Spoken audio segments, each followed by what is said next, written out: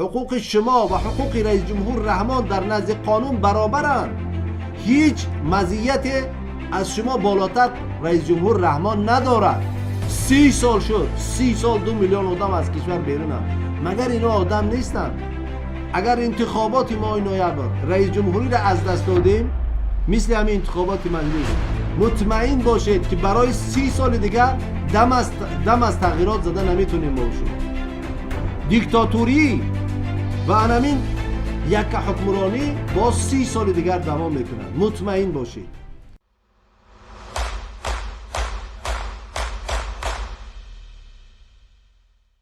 ما و شما نسبتی آینده خود به تفاوتیم عزیزان. برای ما و شما فرق ندارد که آینده کی رهبر می شود. این خیلی نمیشد عزیزان.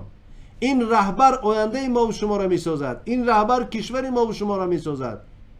رهبر آینده امکان دارد که ما و شما را از این بدبختی و ذلت مهاجرت آزاد کند و کشور را آباد کند. هیچ کس برای ما و شما انتخابات آزاد پروستاتک آورده نمی رسوند، نمی تید عزیزا. حق خود باید که طلب کرد. شما باید چی؟ اکتیو باشید. شما باید فعال باشید. شما ببینید یک کودک تا اگر گریه نکند مادر شیر نمی تید، میگه کودک من سیر است. انتخابات نیست همین است. حق انتخاب شدن نیست همین است عزیزان. تا ما و شما اگر گریه نکنیم، طلب نکنیم، حق ما را کسی نمیدهد. همین است که 1.2 میلیون مردم گفت گپ روسا از تل زبرتام حق ما را پایمال کردن، حق انتخاباتی ما را. بنابر همین من دائم میگفتم که عیب رژیم های دیکتاتوری نیست که حق مردم را پایمال میکنن. این عیب مردم است که حق خود از رژیم های دیکتاتوری طلب نمیکنن. این دوستمان میگه که آیا قانون در تاجیکستان وجود دارد یا نه؟ یعنی دوام سوالش رستم بابازاده. برادر البته قانون وجود دارد و قوانین تاجیکستان بهترین قوانین در دنیا هستند.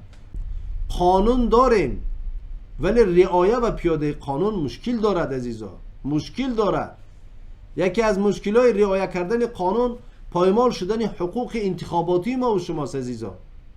طول 30 سال است یگان نماینده از این مهاجران رفت، یگان نماینده از مهاجران در انتخابات شرکت کرد. شما خودتون گویید قانون میگه که 5 سال از کشور، 10 سال از کشور بیرون رفتی تو از همه حقوق چی بیرون میشی. قانون میگه که شخص شهروند 10 سال از کشور بیرون رفت، از تمام حقوقات چی میشود؟ آری میشود، بیرون میشود. یعنی حقوقاش بسته میشوند. دیگر حقوق انتخاب شدن و انتخاب کردن ندارد. 10 سال. خب ببینید 30 سال شد، 30 سال 2 میلیون آدم از کشور بیرونند. مگر اینا آدم نیستند؟ مگر همین بند قانون مغایرت ندارد با سرقانون کشور که حقوق همه شهروندان برابرند؟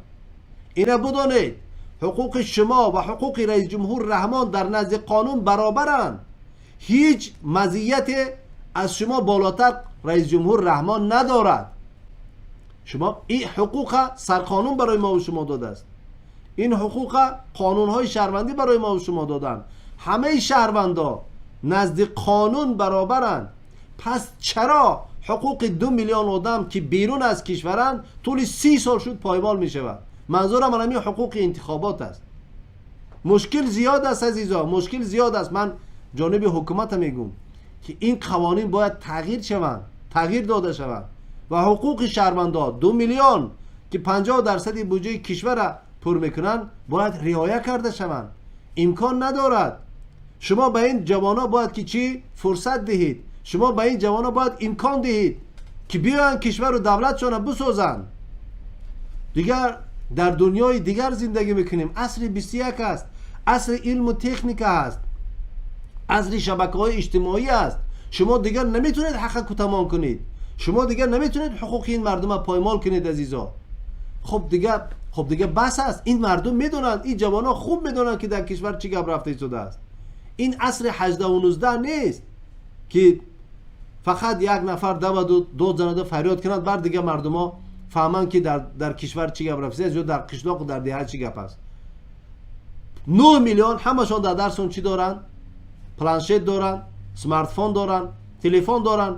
که هر لحظه خبر نو به دست اونا میرسد.